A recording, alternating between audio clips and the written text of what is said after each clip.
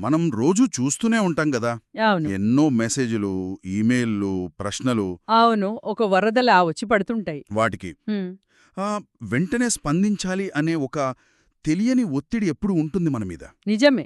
ఆ బ్లూటిక్స్ కనిపించగానే జవాబు టైప్ చేయకపోతే ఏదో తప్పు చేసినట్టు, అవును. సంభాషణలో ఒక్క క్షణం నిశ్శబ్దమొస్తే దాన్ని వెంటనే పూరించకపోతే ఏదో అపరాధం చేసినట్టు. హ్మ్. ఈ ఆతృత, ఈ తొందరపాటు అసలెక్కడుండి వస్తుందంటారు? ఇది కేవలం మన చేతిలో ఉన్న ఫోన్ల వల్ల వచ్చిన సమస్య కాదు. ఓ దాని మూలాలు ఇంకా చాలా లోతుగా ఉన్నాయి. అంటే ఇది ఒక మానసిక పరిస్థితి, అనిశ్చితిని, అంటే ఆ ఏమవుతుందో తెలియని క్షణాన్ని మనం భరించలేకపోవడం. అంటే ఆ తెలియనితనం మనల్ని భయపడుతుందే? ఖచ్చితంగా. ఆ ఖాళీని చూసి మనం భయపడతాం. దాన్ని వెంటనే మాటలతోనో, చర్యలతోనో పూరించాలని చూస్తాం. ఆ నిశ్శబ్దంలో ఏదో ప్రమాదం పొంచి ఉందని? అవును. మనం స్పందించకపోతే ఏదో కూలిపోతుందని మనసు హెచ్చరిస్తూ ఉంటుంది. సరిగ్గా. ఇదే విషయం గురించి ఈరోజు మనం కొంచెం లోతుగా మాట్లాడుకుందాం. మనకందిన సోర్సెస్లో ది క్లారిటీ ఆఫ్ రెస్ట్రెయింట్ అనే రచన నుండి ఒక భాగం ఉంది. అవును. ఇందులో అన్విక అనే ఒక మహిళ కథ ద్వారా ఈ విషయాన్ని చాలా అద్భుతంగా వివరించారు. ప్రతిదానికి వెంటనే స్పందించాలనే అలవాటు నుండి, ఆ స్పందించకపోవడం కూడా ఒక ఎంపికేనని ఆమె ఎలా గ్రహించిందో ఈ కథనం మనకు చూపిస్తుంది. అవును. ఈరోజు మన చర్చ యొక్క ఉద్దేశ్యం కేవలం అన్విక కథలో తెలుసుకోవడం మాత్రమే కాదు. హ్మ్, ఆ కథ ద్వారా ప్రతిస్పందనకు, బాధ్యతకు మధ్య ఉన్న ఆ సూక్ష్మమైన తేడాను అర్థం చేసుకోవడం, అలాగే సంయమనం పాటించడం ద్వారా లభించే అంతర్గత శక్తిని, స్పందించకుండా ఉండటంలో దాగి ఉన్న స్పష్టతను మనం అన్వేషిద్దాం. సరే. అయితే ఈ కథలోకి కొంచెం లోతుగా వెళ్దాం. కథనం ప్రకారం గతంలో అన్విక ప్రతి విషయానికి వెంటనే స్పందించేది. దానికి కారణం ఆమెకు అన్ని సమాధానాలు తెలుసని కాదు, కాని అలా స్పందించడం తన బాధ్యత అని, ఒక అవసరమని ఆమె బలంగా నమ్మేది. ఇక్కడ మనం గమనించాల్సిన కీలకమైన పాయింట్ అదే. ఆమె స్పందన నిశ్చయమైన జ్ఞానం నుండి రాలేదు. ఓ అది అనిశ్చితి నుండి, అసౌకర్యం నుండి తప్పించుకోవడానికి ఒక మార్గం. అంటే ఆ ఖాళీని, ఆ నిశ్శబ్దాన్ని భరించలేక. అవును. దాని ఏదో ఒక మాటతో పూరించాలని ప్రయత్నించేది. అది ఆలోచించి ఇచ్చే జవాబు కాదు, కేవలం ఒక అలవాటుగా మారిపోయిన ప్రతిచర్య మాత్రమే. చాలామందిమి మనం కూడా అంతే కదా. నిజమే.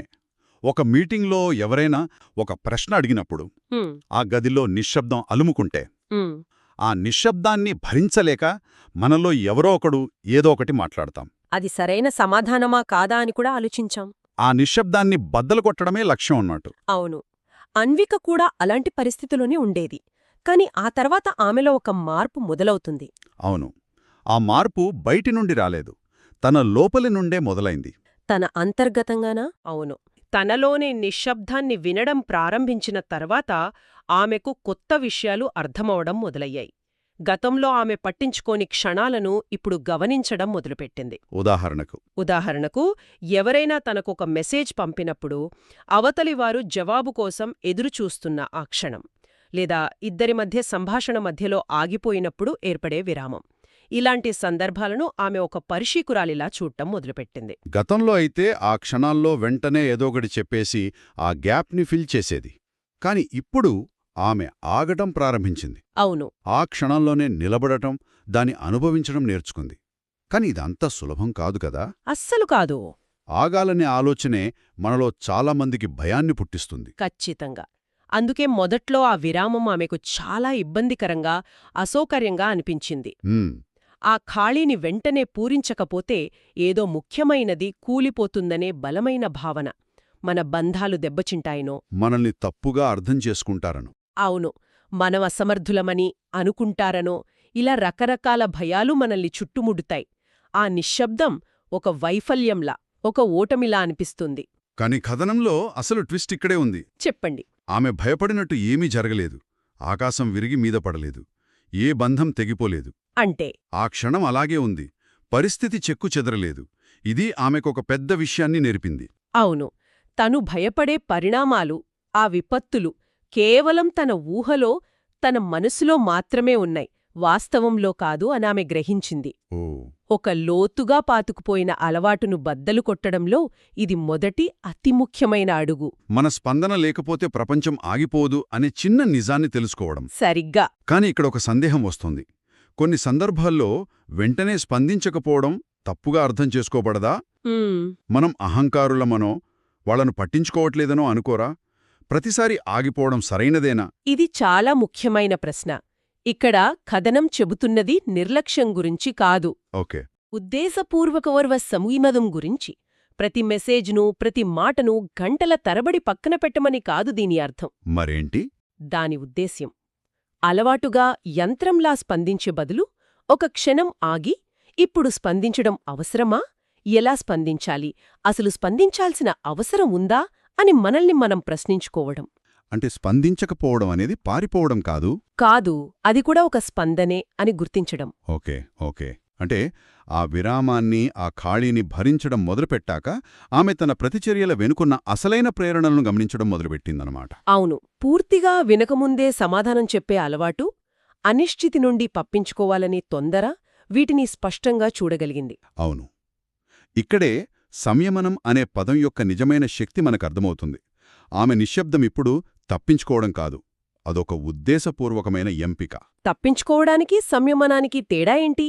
తప్పించుకోవడం అంటే పరిస్థితి నుండి పారిపోవడం. సంయమనం అంటే పరిస్థితిలోనే ఉంటూ తొందరపడి స్పందించకుండా ఉండటాన్ని ఎంచుకోవడం. అర్థమైంది. నిశ్శబ్దం కేవలం ఏకాంతంలో ధ్యానం చేసినప్పుడు అనుభవించేది కాదని, అది తన రోజువారీ సంభాషణల్లోకి కూడా ప్రవేశించి వాటిని మరింత అర్థవంతంగా మార్చగలదని ఆమె గ్రహించింది. ఇక్కడే అసలు విషయం మరింత ఆసక్తికరంగా మారుతోంది. ప్రతి ప్రశ్నకు తక్షణ సమాధానం అవసరం లేదని ఆమె మొదటిసారి అర్థం చేసుకుంది. కొన్ని ప్రశ్నలకు మనసులో స్థిరపడటానికి, లోతుగా వేళ్లు పాతుకోవటానికి సమయం కావాలని గ్రహించింది. వాస్తవానికి కొన్ని ప్రశ్నలకు వెంటనే సమాధానమివ్వడం ఆ ప్రశ్నను అవమానించినట్టే. ఎలా? ఒక స్నేహితుడొచ్చి తన జీవితంలోని ఒక పెద్ద సమస్య గురించి చెబితే మనం వెంటనే ఇలా చేయి, అలా చేయి అని సలహా ఇవ్వడం, ఆ సమస్య యొక్క లోతును మనం గుర్తించినట్టే కదా. బహుశా వాళ్లకు కావాల్సింది మన సలహా పాకపోవచ్చు, మనం ఓపిగ్గా వింటామనే భరోసా మాత్రమే కావచ్చు. ఖచ్చితంగా. ఈ పాయింట్ దగ్గర కథనంలో ఒక అద్భుతమైన పోలిక ఉంది. ఆమె తన ప్రతిస్పందనను, అంటే రెస్పాన్సివ్నెస్ని, బాధ్యతతో, రెస్పాన్సిబిలిటీతో, అవును, బాధ్యతతో ఎలా తికమకపడిందో గమనించింది. వెంటనే స్పందించడం, వెంటనే మాట్లాడటం తన బాధ్యత అని అనుకుంది. కాని అది నిజమైన బాధ్యత కాదని తెలుసుకుంది.